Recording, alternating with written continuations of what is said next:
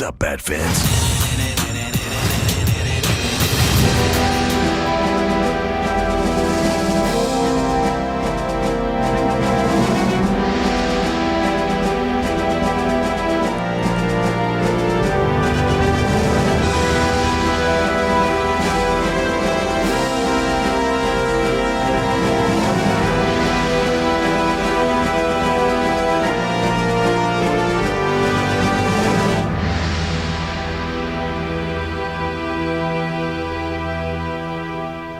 I so wish I had a party noise maker right now. This is episode 100 of the Arkham Sessions. Woo! My name is Brian Ward. With me, as always, the psychologist to the superheroes, superheroines, supervillains of DC Comics, or of Gotham City and beyond. DC. Oh, after 100, I've been promoted. Hey, you know what? You appeared as a psychologist in DC Comics long before true. we had this podcast.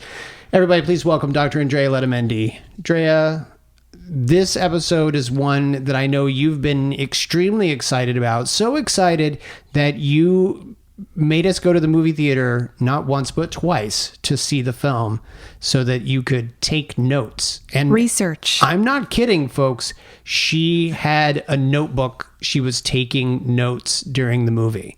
So you know there's going to be a lot to talk about. The very first thing I want to do, though, is acknowledge some of the folks who have helped make the Arkham Sessions what it is. Drea, you and I have been talking about them a lot, especially in the last couple of weeks. Off air, and we just want to know, we want to make sure that those folks know that we appreciate them on air. So I think it is only fair that we thank the gentleman who wrote the music that you just heard, Mr. Evan Brown, a really good guy, great musician. He's been able to do music for me in my day job just at the drop of a hat. Hey, Evan, I need a theme song for this, or I need the music cue for that. And he just whips that music out. So, Evan, you have done an amazing job. Also, the gentleman whose artwork you see if you or are over at our Facebook page or on our IMSI page or Twitter, Mr. Tom Zoller, fantastic illustrator and comic book writer in his own right. He is responsible for Love and Capes. He's also responsible for a comic called Long Distance, and he's working on one right now that I think, frankly, if you enjoy wine or time travel, you're really... Those are like my two favorite things. I know. You're going to love this comic. So Tom Zoller, go check him out. I also want to talk about some of the folks who have supported us along the way. Drea, you and I have a deep affection for Barbara and Bryant Dillon over at Fanbase Press. Absolutely. They have been so wonderful to not just promote us from the very beginning and support us from the very beginning, but to then take us into their podcasting family and to be hosting us on their site along the way, concurrently as we host on our site and on iTunes and IMSI. So it's been such a pleasure to be a part of their family, and it's really an honor to be involved with them in a professional capacity. So I just want to say thank you to Bryant and Barbara for all of their support and all of their advocacy, as well as just helping us to get the word out there about this podcast. Absolutely. Drea, not the least of all, I want to thank you. This podcast is all because of you and your love of Batman, the animated series, your love of Batman in general, and your love of getting the word out there about psychology and what that means to you. This podcast absolutely wouldn't exist without you. So I want to thank you for making the Arkham Sessions what it is. Thank you. That's so sweet. I think it's important that everyone out there understands that we don't do this for money. We don't collect a penny on the podcast. This is all your donated time. So all of this information that you guys are getting about psychology and is an effort for Drea to destigmatize mental illness and to get the word out there about mental health. And I am very grateful for our time together. So that's very sweet. Thank you. And I want to also thank you for being the real brains behind this podcast. Look at the time. We've got a movie to talk about. We do. But people need to know that I know nothing. And okay, let me rephrase. I know 0.01% of things, and you know pretty much the rest that comprises the 100% of knowing things. You're talking about anything not related to psychology. Right. You're talking about running the mixer. No, you and know the computer. nothing about psychology. Right, I know nothing. I know nothing about psychology. But people need to know that you are behind the research, you're behind the editing, you're behind you are a walking Wikipedia, and people don't know this, but a walking IMDb, which is helpful when we do this kind of thing. So I want to thank you for just being super smart and being interested in this kind of topic and helping me to make it, I guess the right word is digestible, approachable, fun, entertaining, engaging. And I find Batman to be all those things. I find psychology to be all those things, but I do need a little bit of help getting my message out there. So I appreciate that you are building a platform and you are the conduit. You're really getting this out to the people because you are the people. Oh, thank you. At least 1% of the people. I enjoy being one of the people. So, Drea, let's talk about another way that we're going to get that message out there. That's coming up in a couple of weeks. You and I are going to have a panel at Wondercon in Anaheim, California. For those of you who are in California, Southern California especially, we encourage you to come down to Wondercon. Hopefully you have passes already. If you don't, it could be difficult, but there are always ways. I think Saturday still has tickets open as of this recording. Really? Oh, well, then that's fantastic news. Then you should go down there at least on Saturday and check out Wondercon. Unfortunately, our panel is on Sunday, so you will not be able to see that. But let's talk about that panel. You and I are doing a very special panel about the psychology of animated series, where we are focusing not just on Batman, although we do have 2 writers who have contributed to Batman the Animated Series episodes. But we are also talking about, we've got on the show or on the panel, David Wise, who wrote 3 episodes of Batman the Animated Series. He basically developed Teenage Mutant Ninja Turtles into what we all know as TMNT today. I mean, odds are if you appreciate the Turtles or were ever a fan, it's because of the work that David Wise put in more than it is of Eastman and Laird. And we've also got Henry Gilroy, who was a head writer over at Clone Wars and Star Wars Rebels. He also wrote episodes of Batman the Animated Series. In fact, we will definitely be talking to him because he wrote Nothing to Fear, which is an episode right up your alley, Drea. Yes. And we're also going to be talking to Eric and Julia Lewald, who basically developed an animated series that was near and dear to my heart, which was X-Men, the animated series. Came out right there at the same time as Batman, the animated series over at Fox.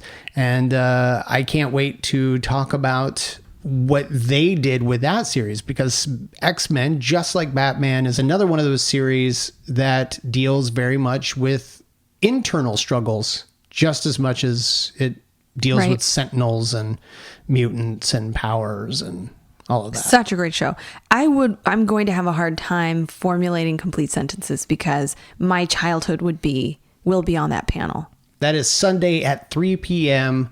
And if you go to underthemaskonline.com or fanbasepress.com, or if you go to our Facebook page or IMZ, you can get all of the information you need regarding the panel. We encourage you to sign up, let us know you're coming, and then come enjoy the panel, 3 p.m. Sunday. Right after the panel, we have a meet and greet at the Fanbase Press booth. So that'll be at 4:15 at the Fanbase Press booth. Typically, we make ourselves available to answer questions, to take requests, just to meet folks that maybe we haven't met before, or meet folks that we've met before and it's been a while. We just want to catch up, see how you're doing. Yeah, we use these conventions really, if for nothing else, than to get together with folks with whom we've developed relationships over the last couple of years. Folks who have come up to the booth once before and talked to us, and the next thing you know, next year they come up again, and every couple of months we end up seeing them at conventions. So that's another thing that Barbara and Bryant have done for us. They've helped us develop a community. So you should come check us out at that meet and greet. Drea, let's talk about Legos. I have so many notes. I have pages upon pages of notes. Let's just jump right into your notes. Just from note number one. Just give us the whole list of notes. Maybe that's not the best way to do this. No, well, my first note is Lego. I just have the word Lego. I grew up playing with Legos. I can't remember how old I was when I first started, but I was young. Mm-hmm. I've known Lego. Technically, the trademark is Lego. Right. Not Legos. Correct. I need to be careful there. That is correct. Legos is something else. Right. So you know a lot about Lego. What can you share with us? I wouldn't say that I know a whole lot about Lego. I could say that they began in 1949. And they are the most popular toy in the world, which is interesting to think about. You're essentially talking about the exact same toy, and yet they have managed to create this empire, this toy empire, by giving you licensed products. There are Batman Lego toys that are out there right now. Just about everything that you see in this movie, you can just go and build the playset by going and getting the Lego for it.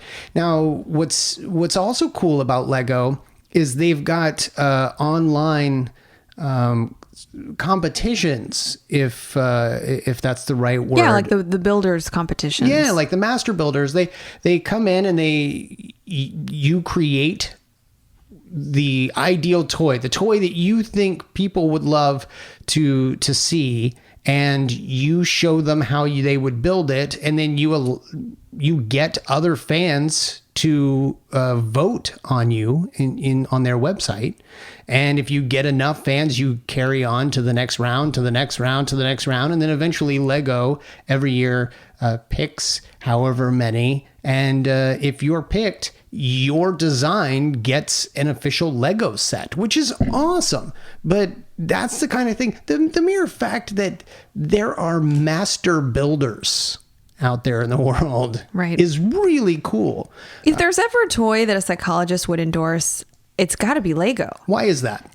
Lego, it allows children and adults to exercise some really important skills like future orientation, problem solving, planning, just basic creativity, being able to follow directions, being able to imagine and innovate, being able to understand three-dimensional figures and create three-dimensional figures from a two-dimensional image. That's literally like a handful of things. That doesn't cover everything, but I think that Lego has been around.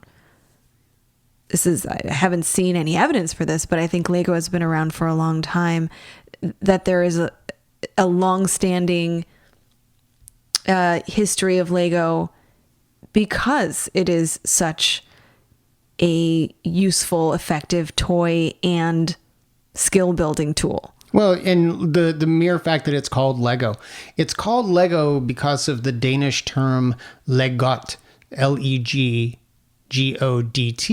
which actually stands for play well. So they knew what they were doing when they started creating these little bricks. It's a fascinating company, and you and I saw a really great documentary on Lego not too long ago that I highly recommend people check out on, I think it was Amazon Prime or something. Jason Bateman was the host as a little Lego man. He I totally don't remember ever watching this show. Maybe you didn't. Maybe it was just me. Maybe I watched it, but I found it fascinating. I loved it. I think you created a Lego figure that looked like me, and you and that Lego figure watched this movie. Documentary, and I was like, Lego Drea, isn't this fantastic? Let's talk about where this movie comes from. And I'm talking about Lego Batman movie, not the Lego documentary. This movie is a spinoff from the Lego movie, which came out a couple of years ago. Basically, Phil Lord and Christopher Miller were the writers and directors of the film, and it did so exceptionally well, basically crafting an amazing story out of all the different properties that Lego has the license for, and Batman was one of those characters, played hilariously by Will Arnett. It was so successful a character, they decided to give him his own film, directed by Chris McKay, and it was written by Seth Grahame-Smith, Chris McKenna, Eric Summers, Jared Stern, and John Whittington. And of course, Lord and Miller came back to produce. But this film is, I would say, it shows us a side of Batman that maybe you and I have talked about. Maybe I've done a little more talking about it than you have, but it's the Batman that I think is probably deep down really the Batman that's there. Yeah. And these guys have picked up on it. Before we go any further, Drea, let's take a quick listen to the trailer. Computer, how do I put the Joker in Arkham Asylum? Quickest route, no freeways. Computer, do you hear me? Hello, Master Bruce. I've just taken away your computer privileges. Gasp. Sir, it's time for you to stop this unhealthy behavior. You can't spend the rest of your life alone, dressed in black, and staying up all night. Good night, Alfred. Sir, it's morning. You need to take responsibility for your life, and it starts by raising your son. I'm sorry. I literally have no idea what you're talking about. The young orphan you adopted at the gala. I thought I was being sarcastic. Hello, secret camera. What? It's the Batcave! Oh my gosh, oh my gosh, oh my gosh, oh my gosh, oh my gosh, oh my gosh, oh my gosh, oh my gosh. Oh. Batman! Whoa! You're darn right, whoa. Wait, does Batman live in Bruce Wayne's basement? No, Bruce Wayne lives in Batman's attic. Wow! Do I get a costume? Don't touch that. Woohoo! The mariachi. I like that That one is culturally insensitive. Night terror. What do we think of this? Glam bat. This one. Absolutely not. Wait, what's that one there? I love it! My only trouble is these pants are just a little tight. I got an idea. Rip! It's better! Now I'm free, now I'm moving. Come on, Batman, let's get grooving! I can only look you in the eyes right now. Are you ready to follow Batman and maybe learn a few life lessons along the way? I sure am, but first, where's the seatbelt? The first lesson is, life doesn't give you seatbelts.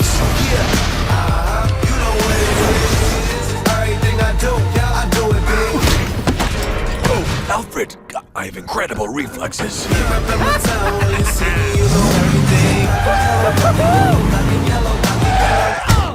Oh my goodness. I am so sorry. As soon as I get back to the Batcave, I will make sure that Alfred puts seatbelts on there. But for the time being, I'm just gonna put my arm right here, and we're just gonna gently ease out of here.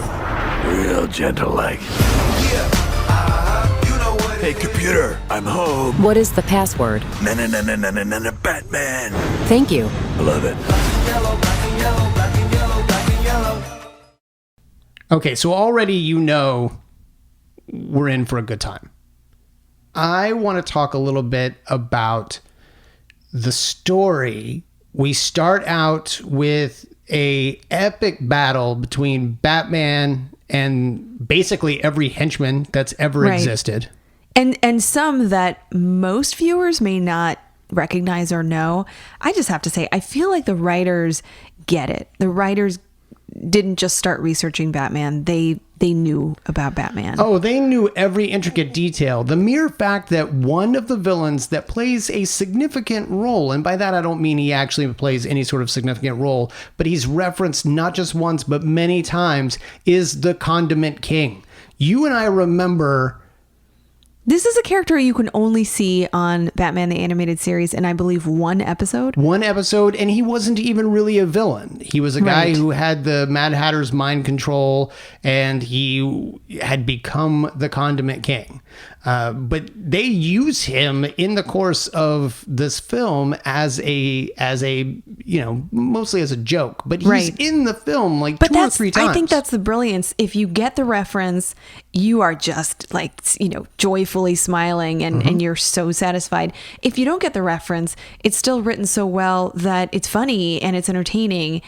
And there's so much nodding and there's an acknowledgement that I'm there. Okay. I don't usually feel this way. Maybe with some comic book movies you feel this way, but this is written.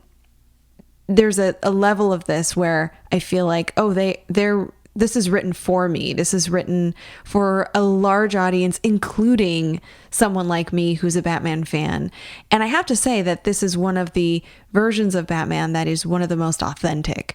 We have various, we don't need to go through them. And actually the Lego Batman film goes through some, in a very funny way, some iterations of Batman before the Lego Batman movie, with several references. I mean, every iteration of Batman since the beginning. Right. The mere fact that, my Halloween costume last year was the Batman from the 1930s serials. And you see Lego Batman in that costume. It just goes great. Every on-screen appearance from that point to now. And even though it's intended to be a family film, safe for kids, somewhat lighthearted, humorous, it's a comedy, it's a Lego film, there's an element of it that's so straightforward and authentic for Batman's narrative. Mm-hmm. The animated series, I would assert, is one of the more, of all the different iterations we have, including comics, I think that the animated series gives us a version of Batman that is, in my mind, representative of him, pretty authentic to his experience, to what I would consider his experience to be. We see the highlights, we see the lowlights, we see his loneliness, we see some of the darker sides of him. This movie acknowledges all those things, all those different shades of gray, and black, gray, dark gray, and then it just confronts it head on, in a humorous way, and I have to say that's really likable. That is the way that we should address some of these more serious topics, and I think that they did it in a way that they included a narrative that is sad, that is traumatic, that is in many ways unfortunate and difficult to watch, and yet made it so watchable. Yeah. It's almost as if someone has been listening to our show for the last couple of years, because one of my chief complaints with Batman is that he's not a very good vigilante. Even the people he captures aren't really all that afraid of him, and it's never successful. They just end up breaking out, sometimes just to laugh at him. And he just has to keep going over it, or doing it over and over again. And then there are common muggers on the street of Gotham City that aren't even afraid of him, because if they were, they wouldn't be common muggers on the street of Gotham City. And this film addresses that very point. Barbara Gordon is brought on as the new police commissioner because her father is retiring. And she comes right out and says it. Batman is not very good at his job. And everybody agrees. Everyone agrees. They have evidence to show that. The city is ridden with criminals. Crime hasn't decreased. I hate everything you just said. She shows a PowerPoint presentation. By the way, that's the way to go. With PowerPoint presentations? Well, just in general, just you use PowerPoint to say a message, to to address an important topic. You show a PowerPoint. That's just my bias, but that's because I show PowerPoints, Do a lot of PowerPoints probably every day. In her PowerPoint presentation, she provides 3 themes that her plan is kind of based around. And when she says those themes for her approach, it just makes perfect sense. Okay, so let's take a listen to those 3 themes. I have that clip here. Take a listen now. I'm not a Batman hater, but we don't need an unsupervised adult man karate chopping poor people in a Halloween costume. We need to take what's good about Batman and marry it to actual laws and proper ethics and accountability. Drea, these are all things that we have discussed on this very show. Actual laws, ethics, accountability. The ethics part, I think, is the most striking for me. When you operate in that gray, blurry area, when it comes to the law, it is difficult. Or when he operates there, it's difficult for us to get behind him. And here she is saying she acknowledges that, and there are better ways to follow the law, to capture criminals, to provide rehabilitation, incarceration, and accountability. And it's hard to argue with her. Agreed. I mean, he tries to argue, but frankly, she's not wrong. And she wants to take the good things about Batman and incorporate them into the existing police, unit. Now, what I kind of liked, but also found a little sad, was that Commissioner Gordon really only saw himself as a guy who flipped the bat switch, which is another topic that you and I have discussed on several occasions, where Commissioner Gordon isn't really even all that good at actual just detecting. I mean, the police don't really do... I think if Batman is going to exist, Batman should exist for these supervillains that Gotham City police can't handle. And the mere fact that every single night Commissioner Gordon is flipping the bat switch is kind of unfortunate, and it might put them into this level of sort of complacency or just laziness. Yeah, he creates a system. The commissioner creates a system that then is kind of cyclical. Like, it's rewarded. Batman is rewarded for engaging in the crime fighting and being the vigilante when he's called upon to do so. He's only doing his job. You can't really argue with that. Well, and it's not just Batman that's rewarded. The police are also rewarded because they don't actually have to do much. They don't actually have to put themselves in jeopardy. Commissioner Gordon hands Barbara the switch to the bat signal at the lectern as she is accepting her promotion to Gotham City Police Commissioner. He sees that as part of his job, simply to be the person who flips the switch. And he assumes that his successor will do the exact same thing. She doesn't want to do that. She wants to, turn Gotham around the same way she has turned Bloodhaven around, one of the neighboring cities. And I know where Bloodhaven is. Well, that was more for the listeners. Less for you. Well, you're a big Nightwing fan, so I am. I understand. Let's talk about Batman and the Joker and their relationship, because the film opens up with a big battle between the two of them, and it's done to brilliant comic effect, where they treat their relationship as a romance. I got you. Oh, yeah? Well, there's only one problem. Who's gonna defuse the bomb? It's gotta be one or the other, Batman. Save the city or catch your greatest enemy. You can't do both. I'm sorry, what did you just say? You can't do both, I said. No, I mean the other thing. Save the city or catch your greatest enemy? You think you're my greatest enemy? Yes! You're obsessed with me! No, I'm not. Yes, you are. No, I'm not. Yes, you are! Who else drives you to one-up them the way that I do? Bane. No, he doesn't. Superman. Superman's not a bad guy. Then I'd say that I don't currently have a bad guy. I am fighting a few different people. What? I like to fight around. It takes the script from that classic, common, romantic interaction where somebody says, wait, I thought that I was you and your I had a one. thing, I yeah. thought we had a thing. I thought I was your one.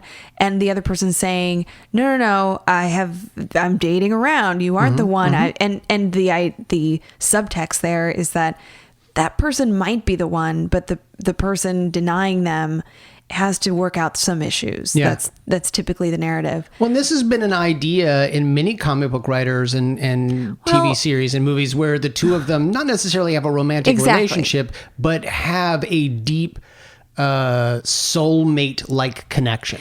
And I appreciate your words there, because soulmate makes a lot of sense to me. Connection makes a lot of sense to me. In no way, and I want to be clear, I've read many stories online about this working out quite well. You've written I've read them. Many stories. I've read them. There's some great art that accompanies those stories. However, so I am open to that. However, I think that the way in which this is written in this movie is that it plays on the romantic narrative and pulls from the romantic narrative in a comedic way, but ultimately gets the point across that the two of them are in need of each other from the perspective of the character, from the perspective of the two of them being lonely, different, unique, isolated in their own ways, right, and fulfilling something for each other. You and I have talked about this on the show several times in the sense that Batman is energized and motivated by the Joker and is absolutely satisfied on many levels when he gets to fight him, so to speak, and gets to capture him. That's all part of his game. That's where he gets his thrill from. Similarly, the Joker needs an exceedingly high thrill, roller coaster level, bomb level, sometimes literally gun roller level. coaster. Well, we talked about his need just to be on a roller coaster with bombs and guns and near death, and that Batman offers that thrill to him. It's absolutely emotional. It's absolutely personal. I don't see it as romantic, but I see it as nonetheless incredibly important in the sense of they are meeting each other's needs. Right. We have talked about this one episode a lot, but as we go back to Christmas with the Joker, where your assessment was that Joker was essentially getting out of Arkham in order to celebrate Christmas with his family, and his family was Batman.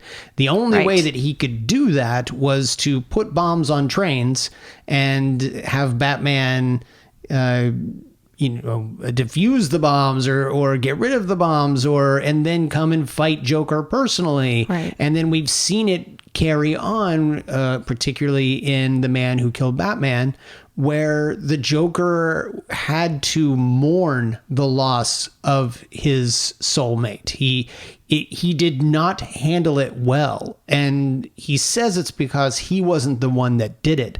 But let's be clear, Joker really seems to need Batman's existence. And I would say that I appreciate that in many of the shots in this film where they're exchanging that expression of need and fulfillment and desire and defensiveness around it, you often see Harley in the background or next to the Joker. And I kind of think that's great. I think that appreciates that this is beyond a romantic love. This is something that almost surpasses romantic love. This is about survival. This is about an self-actualization. I can't even be myself. I can't know myself unless you acknowledge me.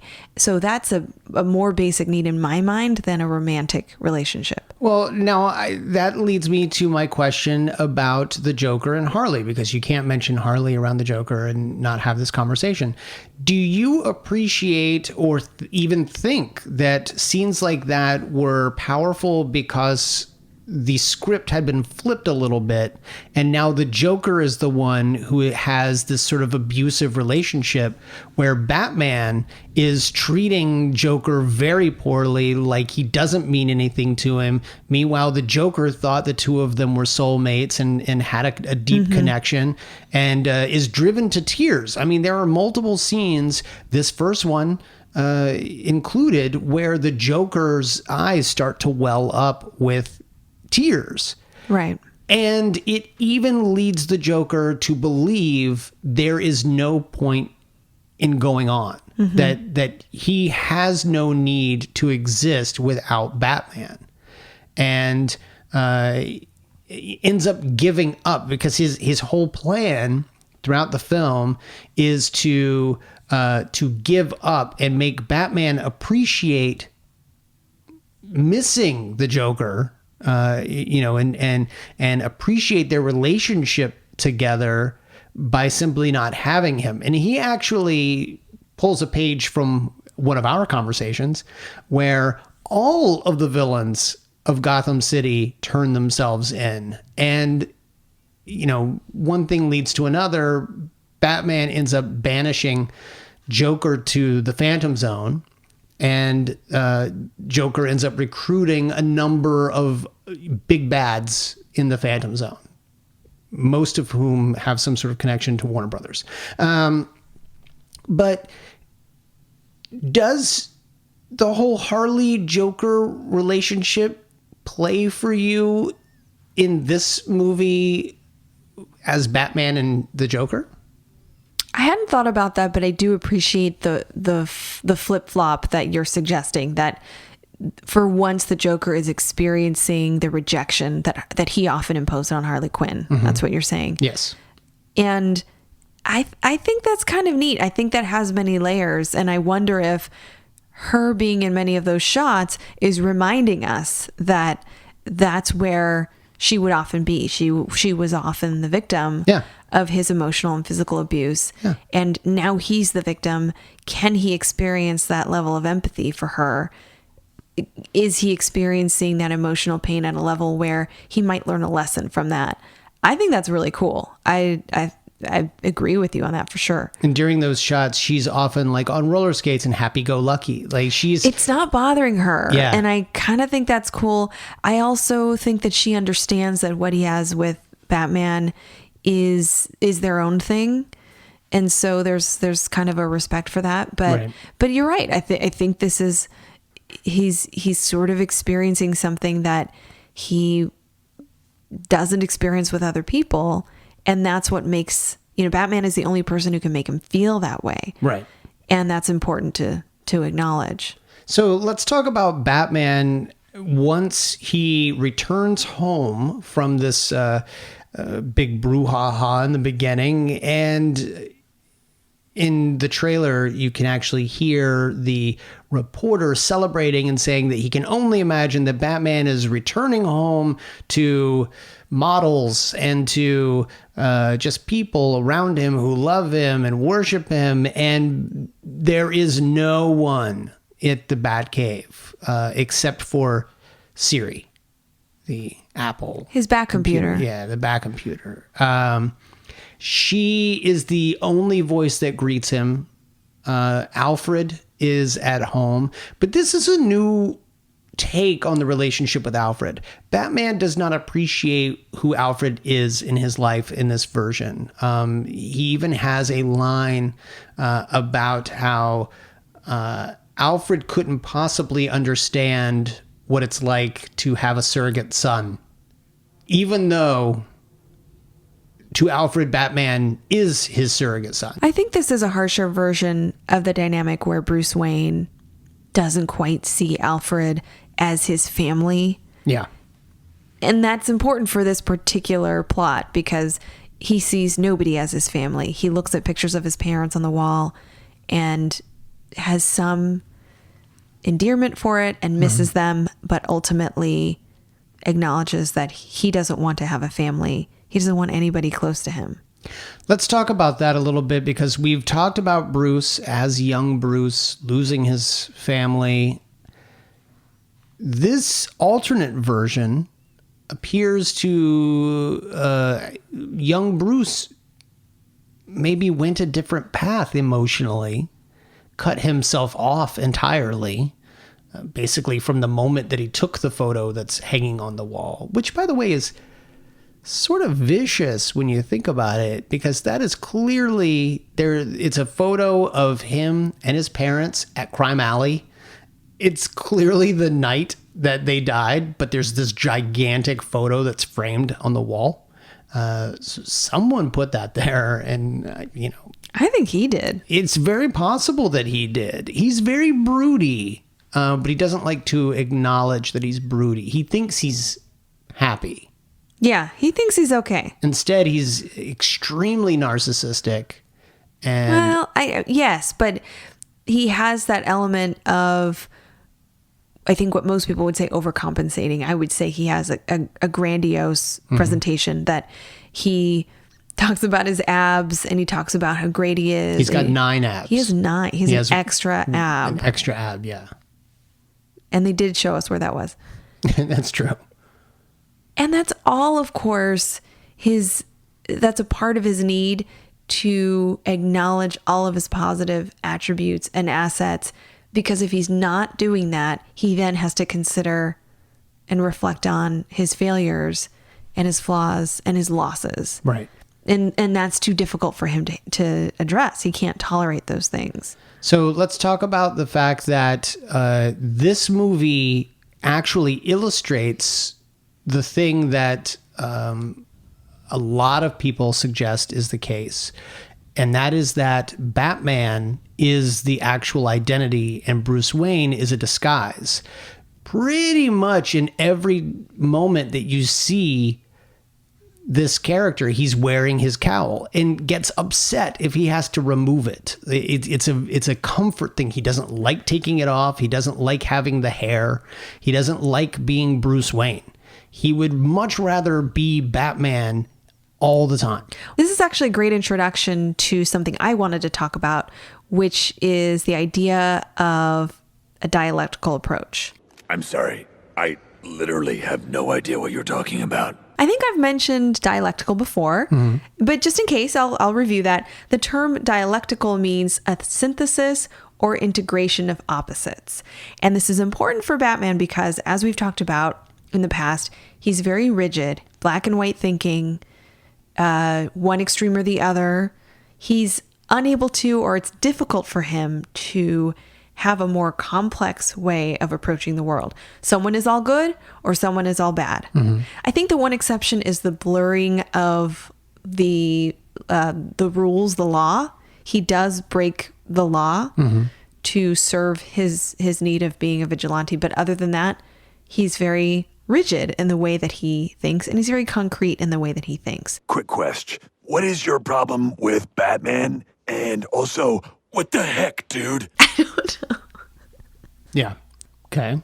I can give you an example of this when I'm talking about synthesizing what could be opposites. When it comes to therapy, for instance, we acknowledge that in order for therapy to be successful, there's some element of acceptance and some element of change. You might come to therapy and acknowledge that there are some things about you that you want to change. There's also some things about you that are going to stay the same. You're going to accept. A diagnosis, for instance. You're going to accept, hopefully, a diagnosis. You can also accept change, that there are some things that you'll work on to decrease self-harm behavior, suicidal behavior, behavior that harms others. So that's kind of what I mean by being able to integrate what might, at the superficial level, seem like opposing things. Sure. So you may acknowledge that redheads are often portrayed as evil. At the same time, you can understand that you are a redhead and you are a good person. So you can integrate in. So maybe that's for me then to acknowledge that redheads are often portrayed as problematic in the media. All I'm saying is I only have representation of me being problematic, so I believe it. Except Barbara Gordon's redhead. She's cool. Yeah, Male redheads in the media. Yeah, I'm screwed. So does that make sense? So dialectical essentially means you're able to synthesize opposing things Yeah, in a way that makes sense to you, Sure. in a way that makes sense in the world. that makes sense. The one therapy that utilizes dialectical approaches is DBT, dialectical behavioral therapy. In DBT, a therapist accepts clients as they are, but also acknowledges for them that there are things that they need to change in order to reach their goals. Okay. Okay, so we have talked about borderline personality disorder, also known as BPD, on the show. And I'm in no way saying that Batman has the diagnosis of BPD. But as I was contemplating some of the approaches for dialectical behavioral therapy, it made me realize that there are some traits or some features that persons with borderline personality disorder may experience. So I'm going to list some of these off, and I just want you to reflect on these with me. Okay. So just a quick note about borderline personality disorder. It's a term that even in the field of psychology, we acknowledge there could be an improved term, a better term for this collection of features or this presentation. And we've yet to come up with one. So I agree with that. And I just want to acknowledge that it's not the best diagnosis or label, but that's what we're currently working with. Okay. Okay, so just a list of things here. Frantic efforts to avoid real or imagined abandonment. Did we see that in this movie? Yes. Several times, Yeah. right? Yeah. The whole, pretty much 3/4 of the movie. A pattern of intense and unstable relationships with family, friends, and loved ones, often swinging from extreme closeness and love, idealization, to extreme dislike or anger, devaluation. So with Alfred, he clearly devalues him. He does not acknowledge that he's important. Right. Barbara, there's a lot of idealization of her, and even with her, he'll push her away. Sure. So he brings her close, then he pushes her away, that kind of thing. And certainly with Robin, there are times when he's pushing him away and not even acknowledging. There's like a week that goes by, he doesn't acknowledge that he has a son living in his house. Sir, it's time for you to stop this unhealthy behavior. No, it's not. You need to take responsibility for your life. Not right now, I don't. And it starts by raising your son. I'm sorry. I literally have no idea what you're talking about. The young orphan you adopted at the gala, remember? Wow, stairs. He's been living here for the past week. Hello, table. And I must say, I've grown rather fond of the young lad. Hello, secret camera. You should get to know him. You and he have a lot in common. Oh, God. Doesn't he deserve a chance for someone to take him under their wing? As I took you under mine? Alfred, you've been watching way too many Lifetime movies and drinking Chardonnay. It's Pinot Grigio, sir. Whatever it is. How about this one, Brian?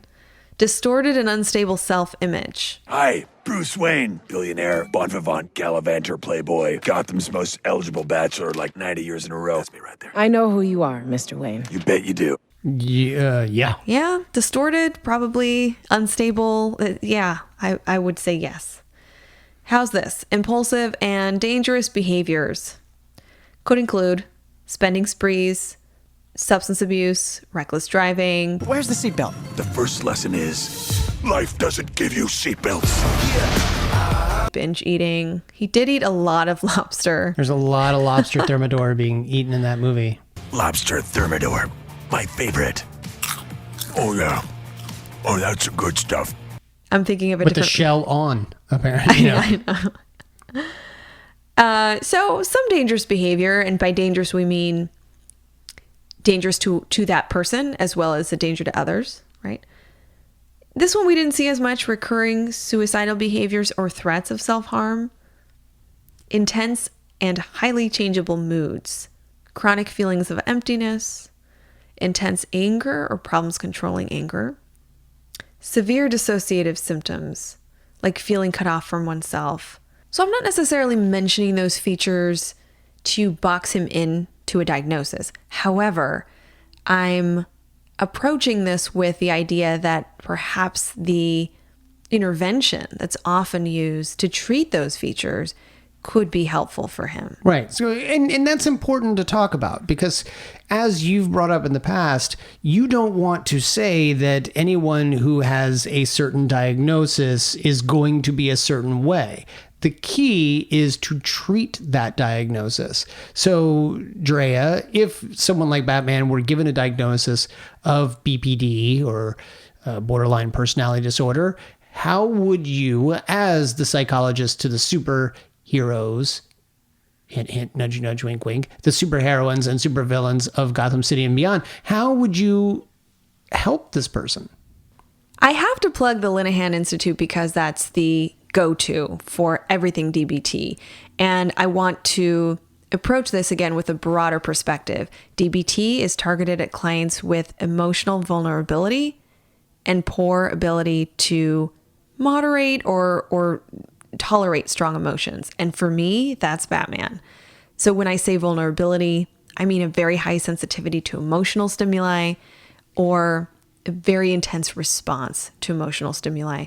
In non-Vulcan English, that means it's difficult for someone to manage their emotions. So when they get very overwhelmed with anger, with distress, with sadness, they manage those emotions in a pretty maladaptive way, ways that are not healthy for that person or for others. So every time Batman pushes away Robin or is demeaning or condescending to Alfred, those are all reactions that tells me he can't tolerate the distress he's experiencing. And so his go-to is an unhealthy way of acting out, I would say.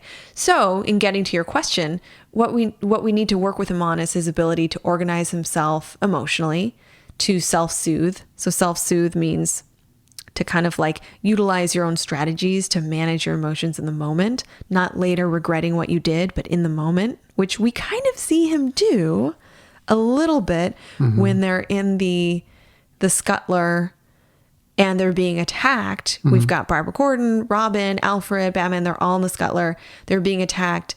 He wants to do his thing his way, and everybody wants to help him. Accepting help is not something he can integrate. Remember, he's very black and white. Only I can do this. So he struggles with that, but then there is a moment where he sees the good in others. He sees their abilities, and then we see him do a little bit of integration. He pulls back on his own narcissism, accepts that other people can help him, accepts that he might be vulnerable and may need help, and is able to ask for help. Okay. So that kind of organization and modulation is exactly what we're looking for. The goals of DBT include decreasing those dysfunctional responses I talked about, the ones that allow someone to escape that distress, reinforcing the opposite action, which I'll talk about in a minute. I know that's very jargony.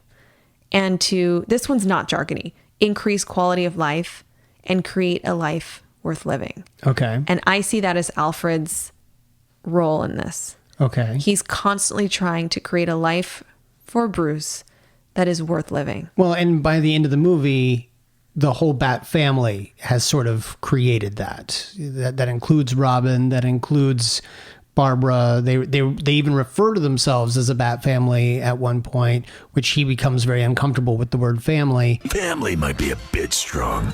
I was going to say more like me and my biggest fans.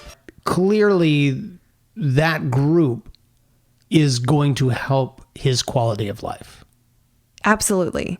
So those are all things, and those are people that we would want him to integrate into his life.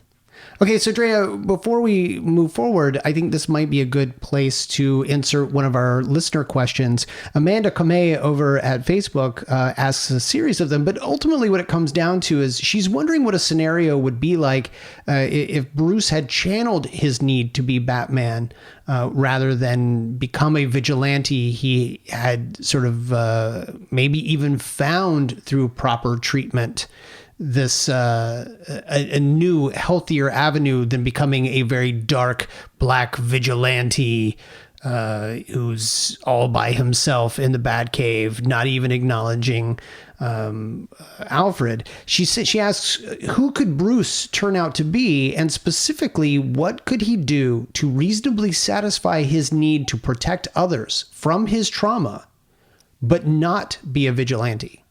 This is a question that you've had before, right? In the sense of wondering, reflecting on what would happen if the villains of Gotham City were to put down their bombs and their weapons and go about their business in some other way. He wouldn't have a function. He wouldn't have a job. Yeah, but I think what she is positing is the idea that he had never really become Batman. Like maybe he had channeled all of that into something else. And I think the question that I get from this is, what could he do? Because I imagine he would still want to protect those around him from the trauma that he'd experienced in his past. What would a healthy treatment of that, protection of others from your past trauma look like? Well, we see this all the time in real life.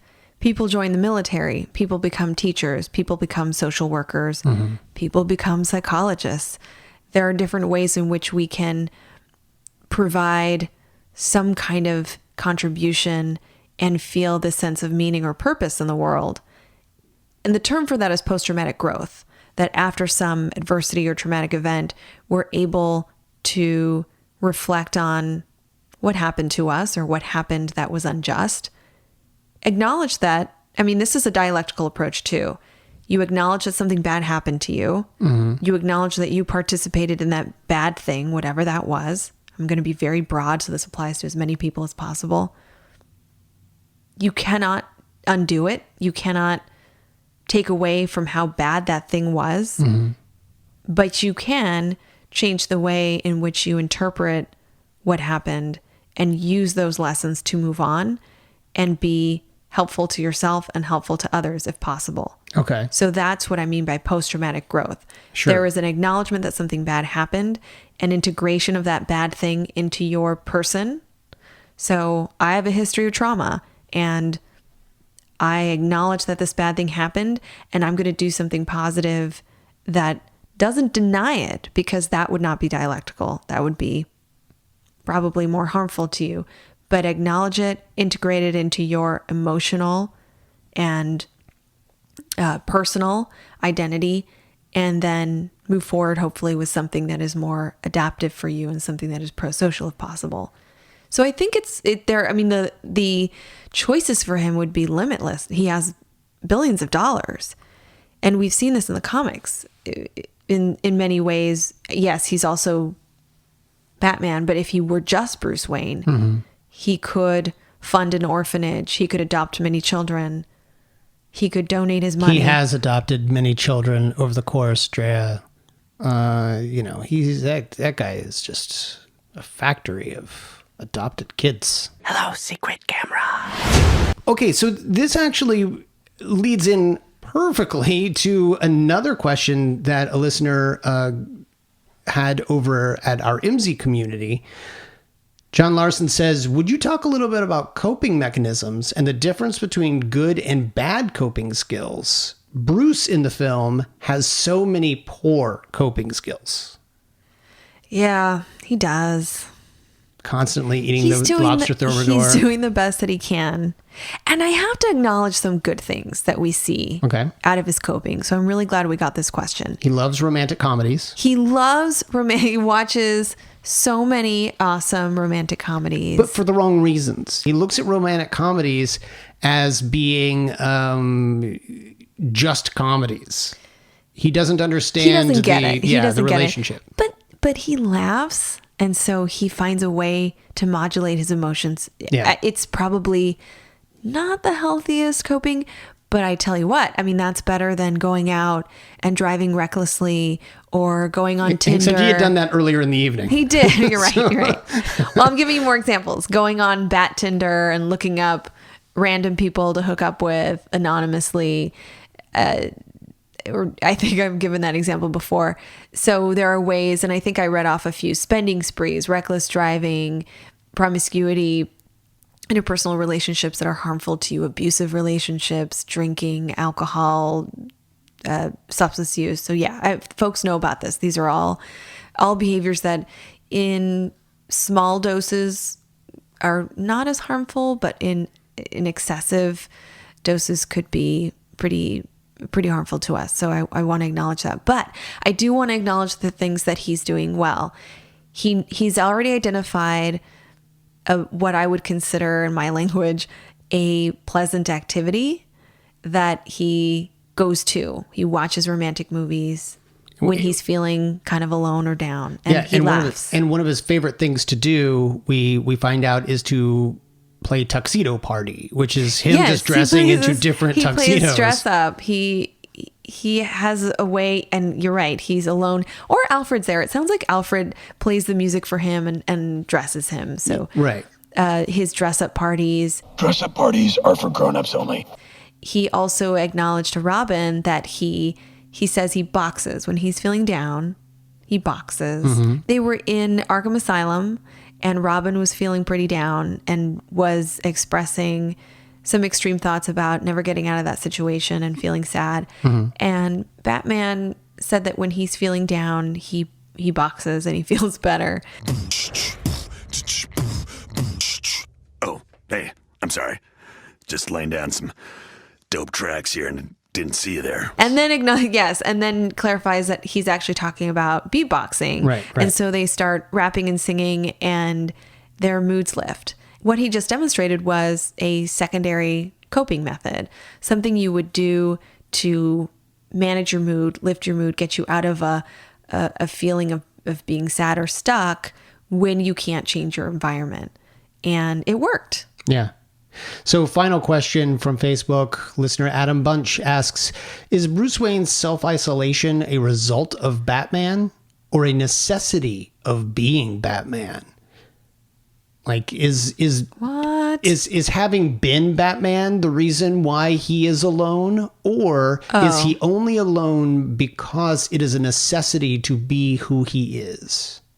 It's a necessity to be who he is because people can't know his identity. Or he's protecting them from hurt, or he's protecting them from, I mean, like, it could be any number of reasons. And this is why I go back to that dialectical approach, that he's keeping these two identities separate, Bruce Wayne and Batman, and he's unable to integrate those aspects. Practically speaking, yes, he has to have a secret identity in order to be a vigilante like that. I get that is a given.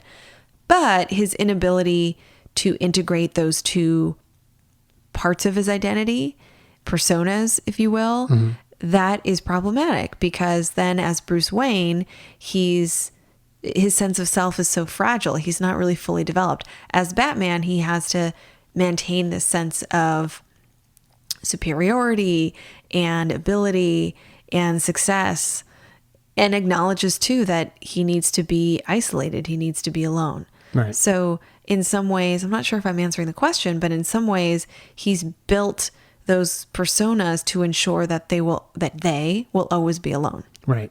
And the final part of his question, and it's my favorite part, and maybe even the most important, is, and then there's the obvious. This Lego Batman movie confirms his antisocial personality disorder, right? No. Is that your question? No, that's nobody. Nobody right said that. There. Adam Who Bunch. Is that? Adam Bunch at Adam Bunch on Facebook. Yeah, he clearly that confirms it. I think that's an affirmative. Except it's probably not. Dre won't let us have that. But I don't think I've given you any evidence that this is antisocial personality disorder. You never will either. We have to find the evidence on our own. I assert he's doing quite well with what he's working with what he's gone through. So let's talk about Robin a little bit, because we've not even mentioned Robin. Robin is a young Richard Grayson, there at the orphanage, a completely different take on Dick Grayson than we've ever seen before. This one is a very happy-go-lucky. He just wants to be adopted.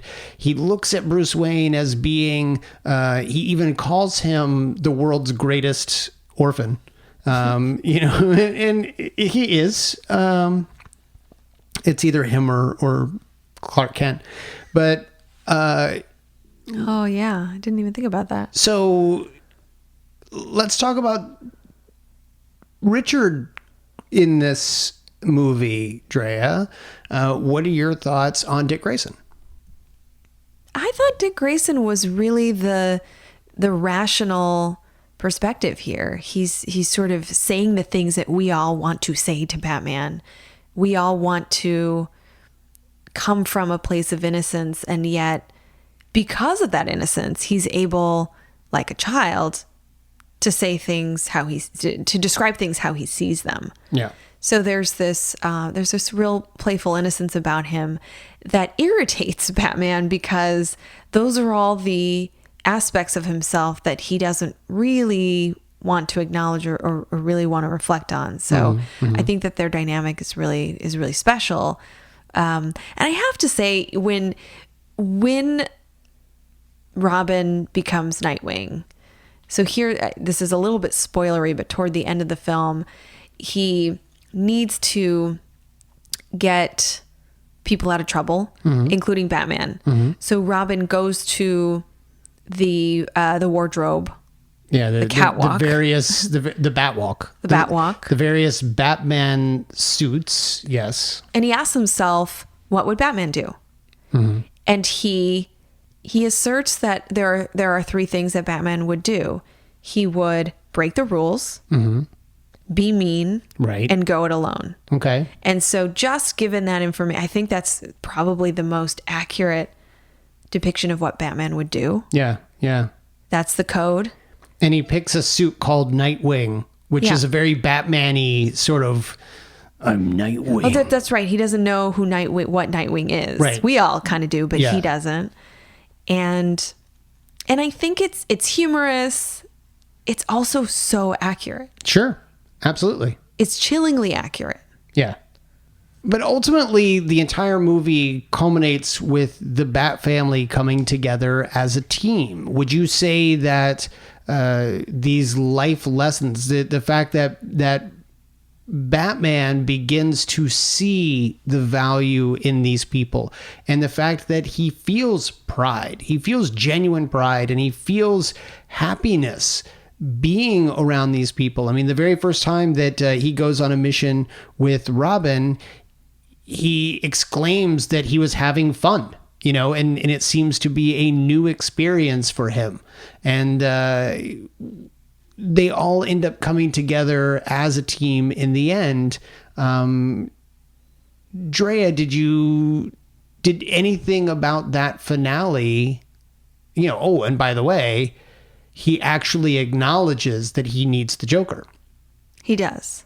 So many things happen in the last act of the movie that I think are great. I had a couple of notes here that I had written in the dark theater, so it's kind of a little difficult to read, but one of those things was that the lesson he learned was acknowledging or realizing his fear is experiencing the pain of losing somebody. Yeah. And so he makes that connection that the reason he is distant, the reason he pushes people away, the reason he put all of the family members into the scuttler and sends them away is that he's afraid to lose them. He's afraid to experience the pain that he's never really reconciled. He's never really worked through. Right. So I go back to that understanding that everything that he's doing is out of a primary emotion.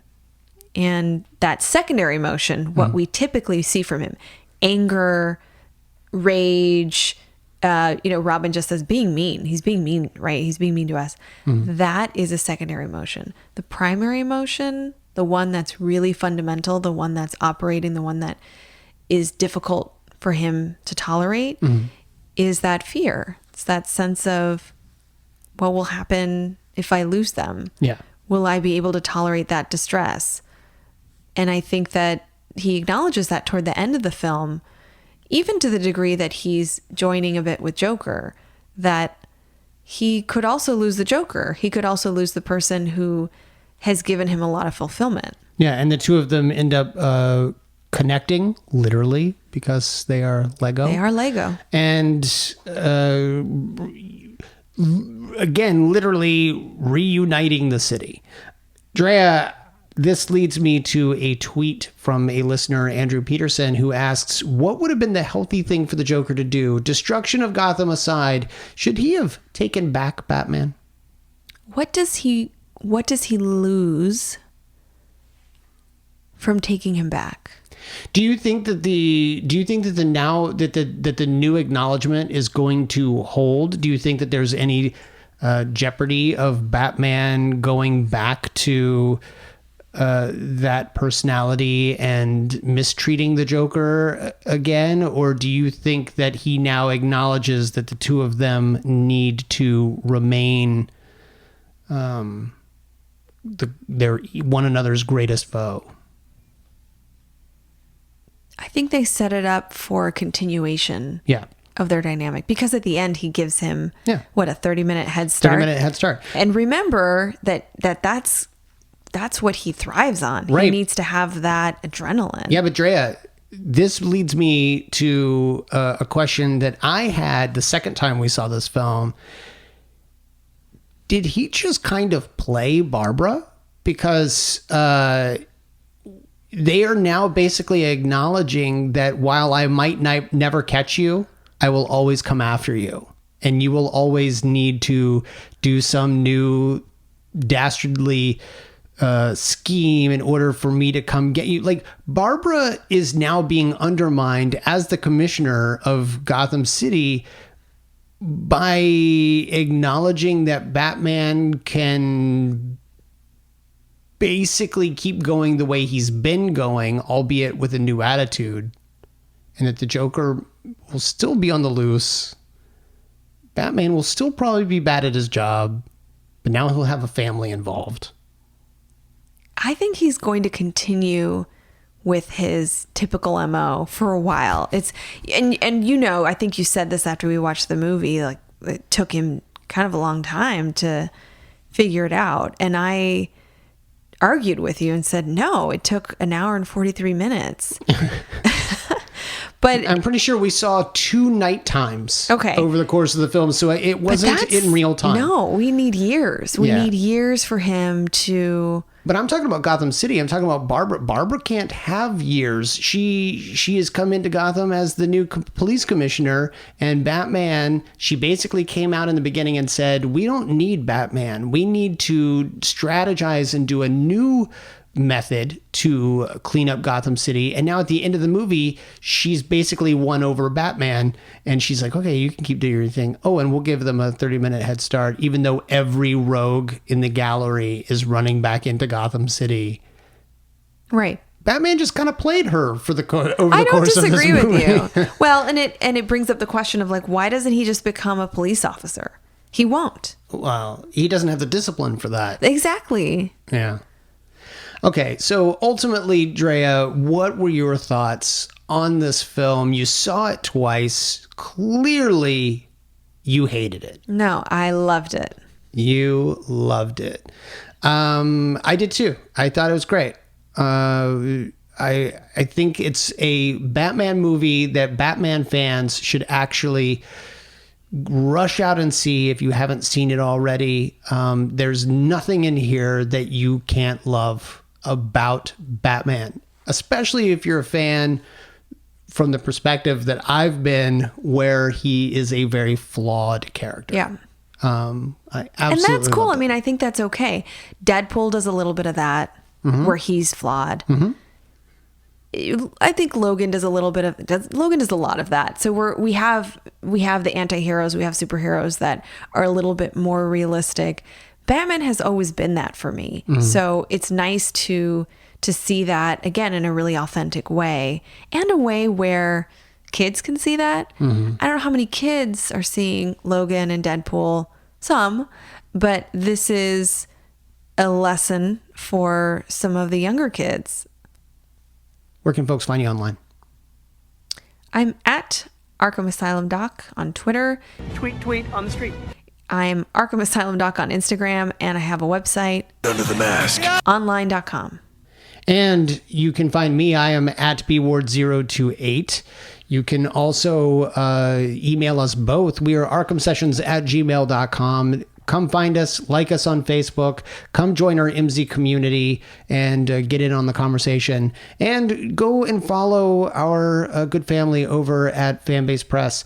They are at fanbase_press on Twitter. You can also go to fanbasepress.com, see all of their news, all of their podcasts, and check out all of the comics that they publish themselves. One of my favorites is Penguins versus Possums. It's a timeless tale of penguins and their feud with possums. So you need to go check that out. It's actually really, really awesome. Until next time, I am Brian Ward. I'm Dr. Andrea Letamendi. And together we are The Arkham Sessions.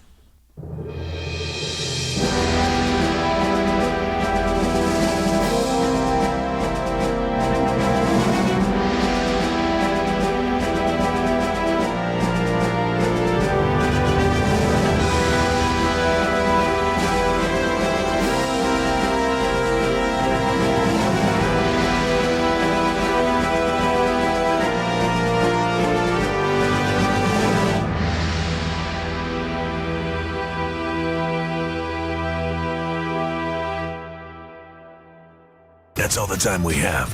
Hope you enjoyed this sick episode of Gotham Cribs. Batman out. Wait. Batman back in. Forgot to drop the mic.